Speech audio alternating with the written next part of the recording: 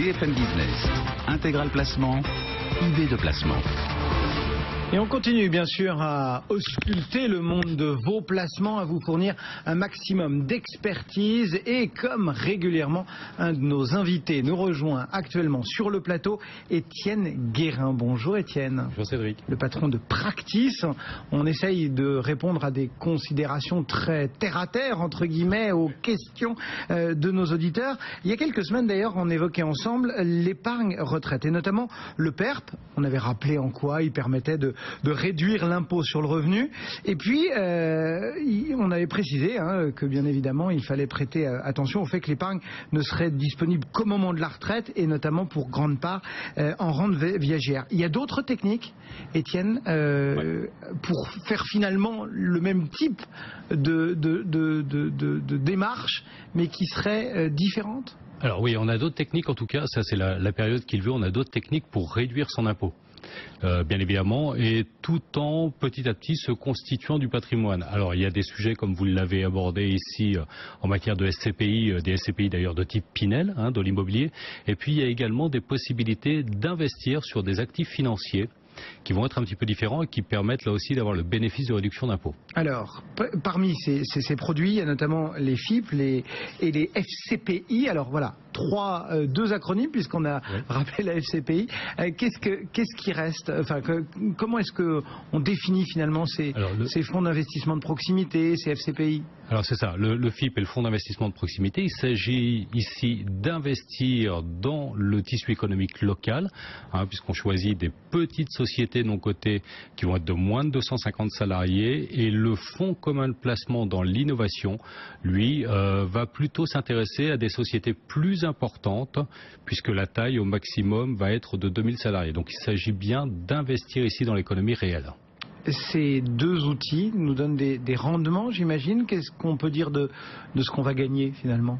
Alors là, c'est extrêmement divers et épars. C'est-à-dire que les FCPI, par exemple, sur un plan historique, existent depuis 1997. Si on regarde les rendements entre 1997 et aujourd'hui, le meilleur est sensiblement à plus 86%, ce qui donne envie, oui, ça donne envie à beaucoup. Le moins performant, par contre, est à moins 97%. Moins 97, plus 86, c'est colossal. Qu'est-ce qui explique finalement qu'il y en ait un qui soit complètement planté et d'autres qui aient pris l'ascenseur? Alors plusieurs choses. Le fait déjà qu'on constitue un portefeuille qui investisse sur des petites sociétés non cotées et que parmi ces sociétés, facteur risque, quoi. Voilà, certaines, on est sur un vrai risque entrepreneurial, certaines vont réussir et d'autres malheureusement ne vont pas réussir. Ça c'est le premier point. Et puis le deuxième point, peut-être, on peut se le dire tranquillement entre nous, lorsque ça a été mis en place, je ne suis pas certain que tous les acteurs ayant lancé ces fonds communs de placement dans l'innovation aient réellement eu l'expertise adéquate. Ce qui n'est plus le cas d'ailleurs aujourd'hui. Il fallait qu'il y ait un peu de maturité. Il fallait qu'il y ait de la maturité sur ce marché, tout à fait. On l'a bien compris, plus 86, moins 97, c'est une fourchette énorme, donc c'est risqué. Malgré tout, on peut le recommander à beaucoup de monde, à beaucoup de vos clients, à beaucoup de nos auditeurs? Oui, on peut le recommander, alors avec le choix bien évidemment du promoteur du produit, puisque si on reprend ça sur les 5-6 dernières années, là on est entre plus 22 et moins 20%. Bon, ça nous fait tout de même un gap, mais qui n'est pas si considérable que ce que l'on a pu voir juste avant. Ça, c'est le premier point. Et puis, le deuxième point, on peut le recommander si vraiment le choix se fait avec attention, avec son conseil de gestion de patrimoine ou son banquier. Mais en ayant en tête également que ça va nous permettre de bénéficier d'une réduction d'impôt. Oui. Ce placement. On dit toujours il faut regarder les conditions ou la la viabilité économique d'un produit avant de s'intéresser à son intérêt, à sa carotte fiscale. Aujourd'hui, on peut imaginer que c'est aussi intéressant fiscalement qu'économiquement?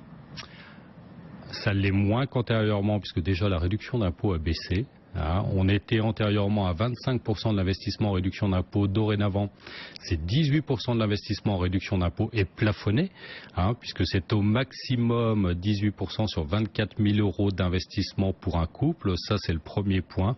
Le deuxième point également, par contre, sur un plan économique, ce qu'on peut dire, c'est que les intervenants qui passent d'ailleurs régulièrement sur l'antenne sont plutôt aujourd'hui aguerris sur le choix de leur portefeuille. C'est-à-dire qu'on ne peut pas avoir une présélection initiale. Quand j'investis en fait sur un fonds de ce type, je sais que le gérant du portefeuille va avoir un délai pour lui sélectionner ces différentes sociétés.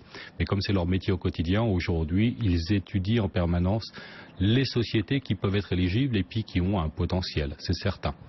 On imagine que ces dispositifs sont particulièrement intéressants pour les chefs d'entreprise qui pourraient être tentés d'investir dans leur outil de travail finalement. Oui, absolument, absolument. Et pour ma clientèle, vous le savez Cédric, moi je suis essentiellement conseil de chef d'entreprise. Là l'effet est bien plus intéressant. C'est-à-dire que quelqu'un qui aurait sa société commerciale, société qui aurait été créée d'ailleurs il y a moins de 5 ans, je lui conseillerais plutôt d'investir dans sa société à lui, plutôt que d'investir sur une gestion collective. Pourquoi? Parce que déjà, il comprend ce que sa société, il a une certaine maîtrise de son marché et de son risque. Et puis sur un plan fiscal, l'effet est complètement différent.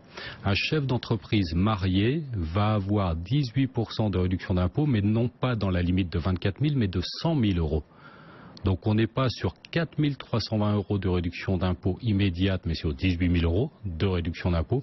Et puis surtout, on investit dans sa société, dans son business, avant tout. Et on peut multiplier ça autant de fois qu'on veut. Il y a des limites, il y a des plafonds. Comment ça fonctionne? On ne va pas pouvoir, admettons, une martingale. Non, on ne va pas pouvoir avoir 10 sociétés sur lesquelles investir. Il faut déjà en plus conserver durant au moins 5 ans. Mais comme pour les FCPI, on a un délai de détention, bien évidemment. Par contre, le point qui est important, c'est que si l'on va au-delà de ce versement ouvrant droit à réduction d'impôt, on peut ensuite, sur les 4 années suivantes, continuer à bénéficier du dispositif de réduction d'impôt. Donc on peut reporter? On peut reporter, absolument, durant 4 ans. Eh bien voilà quelques conseils pour gérer au mieux cette période de fin d'année et les fameuses questions de défiscalisation. Merci beaucoup Étienne Guérin, le patron de Practice, régulièrement, tous les 15 jours à nos côtés sur le plateau d'Intégral Placement sur BFM Business. En attendant, le CAC est en baisse de 0,49%. Restez avec nous dans un instant, un point complet sur l'actualité et puis ensuite on parle notamment de vos placements, encore et toujours.